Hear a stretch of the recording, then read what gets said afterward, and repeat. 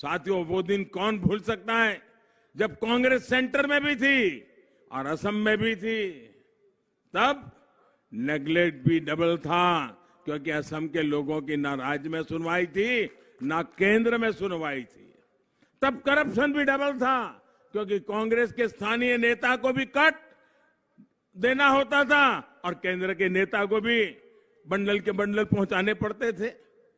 तब घुसपैठिए भी डबल थे, क्योंकि राज्य सरकार को भी वोट बैंक खड़ा करना था और केंद्र सरकार को भी वोट बैंक की पड़ी थी। अब जब केंद्र में एनडीए सरकार है और राज्य में भी एनडीए सरकार है, तो डबल इंजन की ताकत असम को तेजी से आगे बढ़ा रही है। और राज्य में भी एनडीए सरकार है, तो डबल इंजन की ताकत असम को तेजी से आगे बढ़ा रही है। अब हाईवे बनाने पर डबल ताकत से काम हो रहा है, क्योंकि राज्य सरकार भी असम को देश से जोड़ रही है और केंद्र सरकार भी इस काम में पूरी ताकत लगा रही है। अब इंफ्रास्ट्रक्चर की स्पीड भी डबल है, क्योंकि राज्य सरकार भी विकास में जुटी है और केंद्र सरकार भी मदद कर रही है। अब हर सिर को छत और हर घर को जल जैसे काम भी डबल फोर्स से हो रहे हैं। केंद्र और राज्य की डबल इंजन की ताकत इसमें मिलकर के काम कर रही है। इसलिए असम के लोगों को कांग्रेस के लूट के इंजन को दूर ही रखना है। 50 साल से ज्यादा असम पर राज करने वाले लोग आजकल असम को 5 गारंटी दे रहे हैं। असम के लोग इनकी रग रग से वाकिफ हैं। इन लोगों को झूठे वायदे करने की, झूठे घोषणा पत्र बनाने की आदत पड़ गई है। गरीब को सिर्फ सपने दिखाओ, झूठ बोलो, उसे आपस में लड़ाओ और राज करो। यही कांग्रेस का हमेशा से सत्ता में रहने का फॉर्मूला रहा है। आपको याद रखना है, कांग्रेस मतलब झूठे घोषणा पत्र की गारंटी, कांग्रेस मतलब कंफ्यूजन की गारंटी, कांग्रेस मतलब अस्थिरता की गारंटी, कांग्रेस मतलब बम, बंदूक और ब्लॉकेड की गारंटी, कांग्रेस मतलब हिंसा और अलगाववाद की गारंटी, कांग्रेस मतलब भ्रष्टाचार की गारंटी, घोटालों की गारंटी, भाई भतीजेवाद की गारंटी। भाइयों और बहनों, भाजपा के नेतृत्व में एनडीए सरकार सबका साथ, सबका विकास, सबका विश्वास के मंत्र के साथ आगे बढ़ रही है। लेकिन आज के कांग्रेस नेताओं को तो सिर्फ सत्ता से मतलब है, वो चाहे कैसे भी मिल जाए। असल में कांग्रेस का खजाना अब खाली हो गया है। उसे भरने के लिए उन्हें किसी भी कीमत पर सत्ता चाहिए। कांग्रेस की सिर्फ कुर्सी ही दोस्त है, कुर्सी के सिवा उसका कोई दोस्त नहीं है। न विजन है, न संकल्प है, न कुछ करने का इरादा है। बस कुर्सी हथियाना, कुर्सी से दोस्ती, यही उनका कारोबार है। अब देखिए, झारखंड में, बिहार में, महाराष्ट्र में जिनके साथ इनका गठबंधन है, वो पश्चिम बंगाल में इनके खिलाफ प्रचार कर रहे हैं। केरल में लेफ्ट को गाली देते हैं। पश्चिम बंगाल में कुर्सी की आस में लेफ्ट को गले लगाते हैं। खुद को सेकुलर बताते हैं, लेकिन असम, पश्चिम बंगाल और केरल में संप्रदाय के आधार पर बने दलों के साथ दोस्ती करते हैं। सत्ता के सामने इनको कुछ नहीं दिखता। इसी कारण अब कांग्रेस के लोगों की बातों पर देश में कोई भी भरोसा नहीं कर रहा। साथियों, आज से 90 साल से भी अधिक समय पहले अंग्रेजों ने एक कानून बनाकर बैम्बू को वृक्ष की कैटेगरी में डाल दिया था, ट्री की कैटेगरी में डाल दिया था।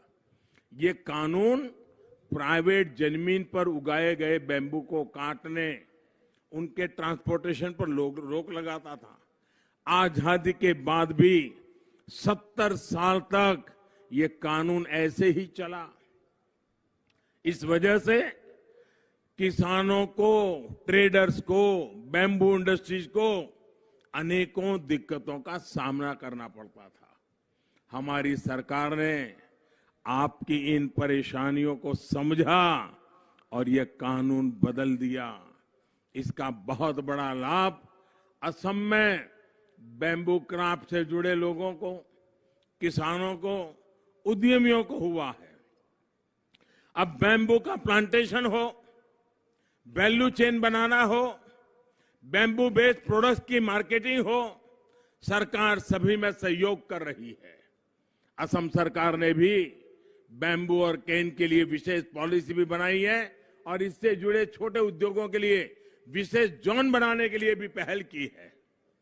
यही तो है डबल इंजन की सरकार की ताकत। भाई और बहनों, ये गोलाघाट जिला, ये तो असमिया इतिहास और संस्कृति का एक स्वर्णिम पृष्ठ है। इस क्षेत्र ने स्वर्ग देव चावलुंग चुकामा और सतीश साधनी जैसे अनेक प्रेरक विभूतियां हमें दी है। इस मिट्टी ने आयदेव हेदिक और मोहिनी राजकुमारी जी के रूप में असमिया कला की साधक हमें दी है। इस धरती ने बेजा बौरी, कमला मिरी जैसे स्वतंत्र सेनानी देश को दिए हैं। इस धरा ने असम को भारत को बाहरी आक्रांताओं से बचाने वाले देश की महान संतानों में से एक अहम गौरव के प्रतीक लचित बोरफुकन की शौर्य परंपरा हमें दी है। भाई और बहनों, ये अटल जी की एनडीए सरकार ही थी जब नेशनल डिफेंस एकेडमी में लचित बोरफुकन जी के नाम से गोल्ड मेडल देने का सिलसिला शुरू हुआ। असम की सरकार ने भी उनके जन्म दिवस को पूरे प्रदेश में धूमधाम से मनाने का फैसला किया है। साथियों, सिर्फ नाम को ही नहीं बल्कि हमारी सरकार अपने काम से भी लचित बोरफुकन जी के सपने को पूरा कर रही है। लचित बोरफुकन जी की मिलिट्री स्ट्रेटेजी स्वदेशी थी, आत्मनिर्भर थी। उन्होंने ब्रह्मपुत्र की जल शक्ति का अपनी सैन्य ताकत के रूप में उपयोग किया। आज भारत भी सैन्य साजो सामान के मामले में आत्मनिर्भर होने की राह पर चल रहा है। आज हम देश के नदी जलमार्गों को भी भारत की आर्थिक समृद्धि के कॉरिडोर्स के रूप में विकसित कर रहे हैं। इसमें से असम में भी बहुत बड़े नदी जलमार्गों पर काम चल रहा है। साथियों, कांग्रेस राज में असम के सामने सवाल था कि असम को लूटने से कैसे बचाएं। ये सवाल था कि नहीं था? असम को लूटने से कैसे बचाएं, ये कांग्रेस के समय हर असमिया के मुंह से निकलता था। एनडीए के सेवा काल में आज असम पूरे सामर्थ्य के साथ नई बुलंदियां छूने के लिए आगे बढ़ रहा है। कांग्रेस राज में सवाल था कि ब्रह्मपुत्र के दोनों किनारों के बीच आपस में कनेक्टिविटी कैसे बढ़े।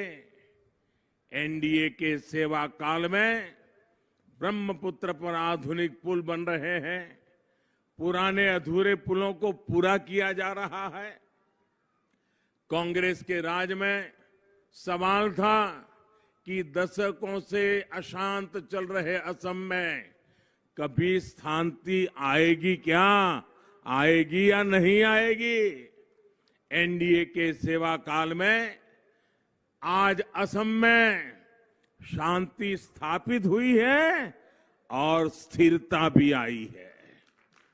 कांग्रेस के राज में एक और सवाल था कि असम और देश की शान, यहां राइनो को कांग्रेस द्वारा पाले पोसे शिकारी गिरोहों से कैसे बचाया जाएगा। मुझे बताइए, राइनो को बचाना ये सवाल था कि नहीं था? हम सबकी चिंता का विषय था कि नहीं था? मैं जब जब इस क्षेत्र में आया, इस विषय की चर्चा हुई कि नहीं हुई? यहां भाजपा के एनडीए की सरकार ने राइनो के दुश्मन शिकारियों को जेल के पीछे पहुंचाया है। कांग्रेस जिन अवैध कब्जाधारियों को प्रोत्साहन देती थी, उनसे भी काजीरंगा को मुक्त कर दिया है।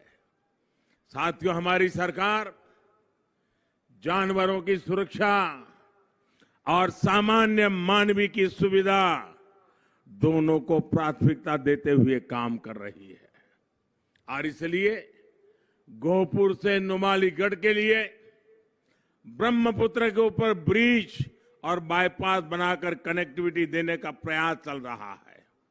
इससे अपर आसाम की गुवाहाटी के साथ 4 लेन कनेक्टिविटी सुनिश्चित हो सकेगी।